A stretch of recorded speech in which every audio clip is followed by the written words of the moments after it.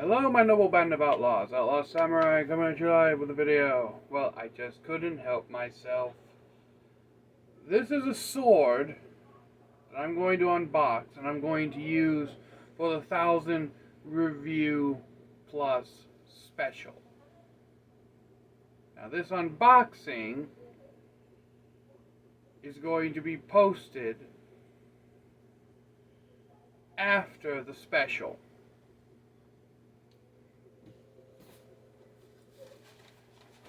But here's the box.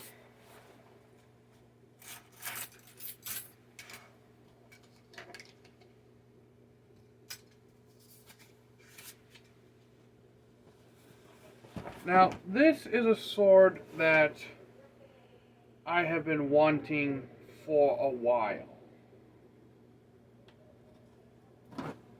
And every time I've went to buy it, again, same old song and dances we've all had a million times when it comes to buying swords. We either don't have the money for them at the time, or we don't have them in stock. It's the same song and dance heard 1,000 times by every sword collector.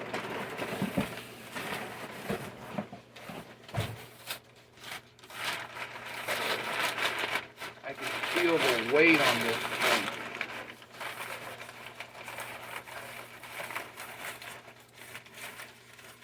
This is the Cold Steel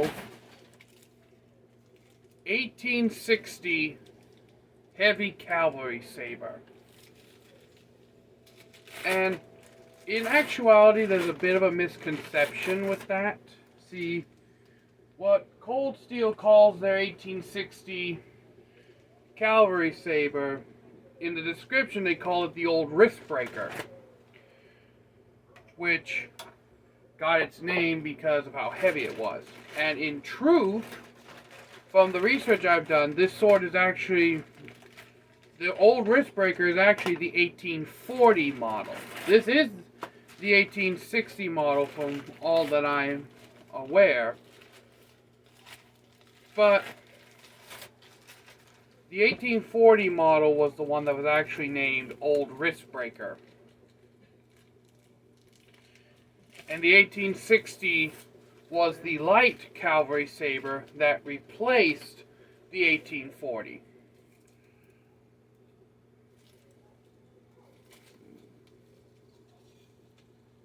Ooh, that's nice.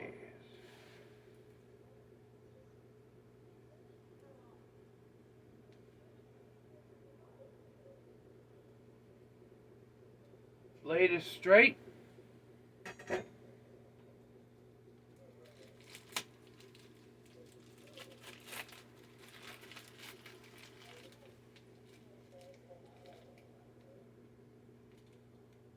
And this appears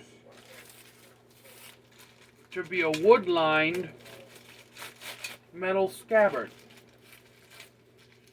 Now, for those of you who don't know, during the 18th century, when military sabers were in use, they would use steel scabbards. Some were metal plated, some were wood scabbards with metal plating on them, some were just solid metal tubes. But they would use metal scabbards because of their durability. The only downside is that as you draw the sword repeatedly, they had a bad tendency of blunting it.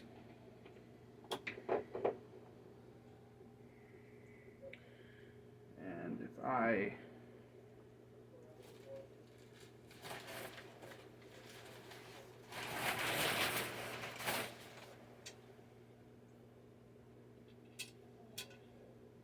course, there's supposed to be a leather washer that goes on the top of this. But, oh, there it is. I was going to say, I thought my dumbass lost it. The oil smells kind of sweet, like a sugary smell. Don't ask me if that's supposed to smell like that.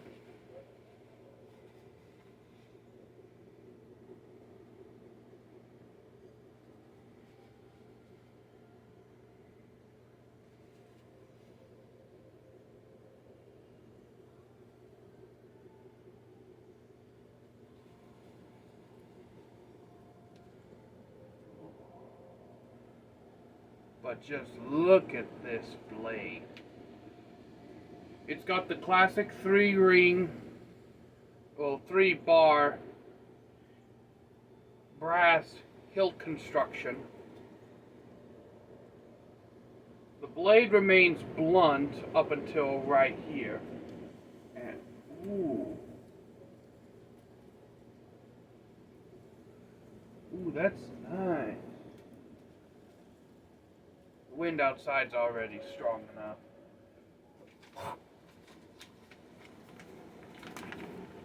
As with all the cold steel sabers, they come with the British proof test.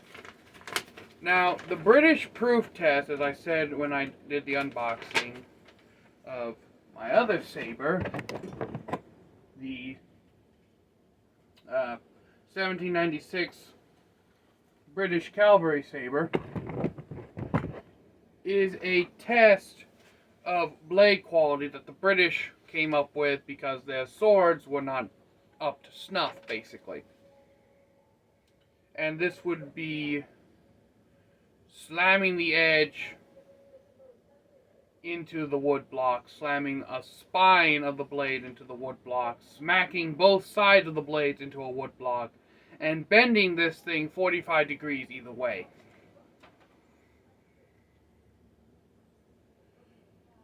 It's got a good amount of flex in the bottom half of the blade, which is where you want. It starts to flex about here.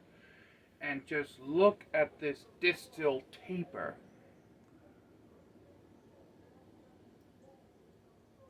It pretty much becomes non-existent at the tip.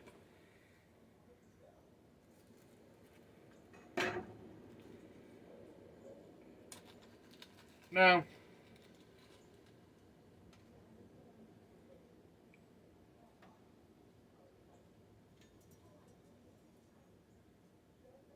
gotta be careful, don't want to cut through the leather. Well, that's weird.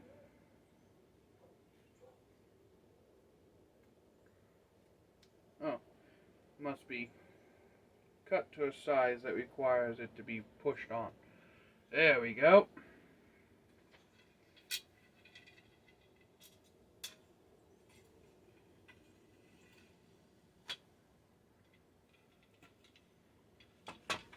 Alright.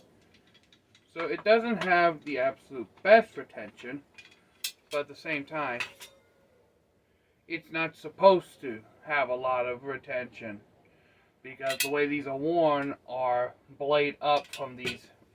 In Japanese, they would be called ashi hangers, but these two hangers that would be tied to your waist via a support belt. And that's covered in oil too. Just a heads up, I may end up spray painting this thing.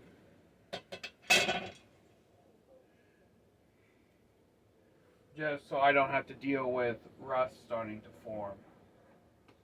Because that's the problem I got with the 1796 British saber.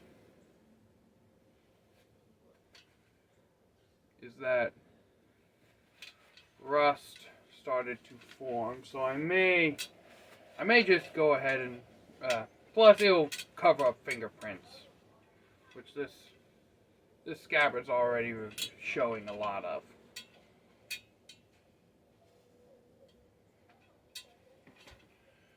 It also boasts a wire leather grip, which is historical for this type of saber. But until next time I know we'll Band of Outlaws, let me know what you think, and I can't wait to use this for the 1,000 subscriber special. So until next time, my noble band of outlaws, Outlaw Samurai tells all y'all be crazy rednecks, be safe and use your weapons. I'm out. Peace. Ooh. That's nice. It's got a lovely ring to it.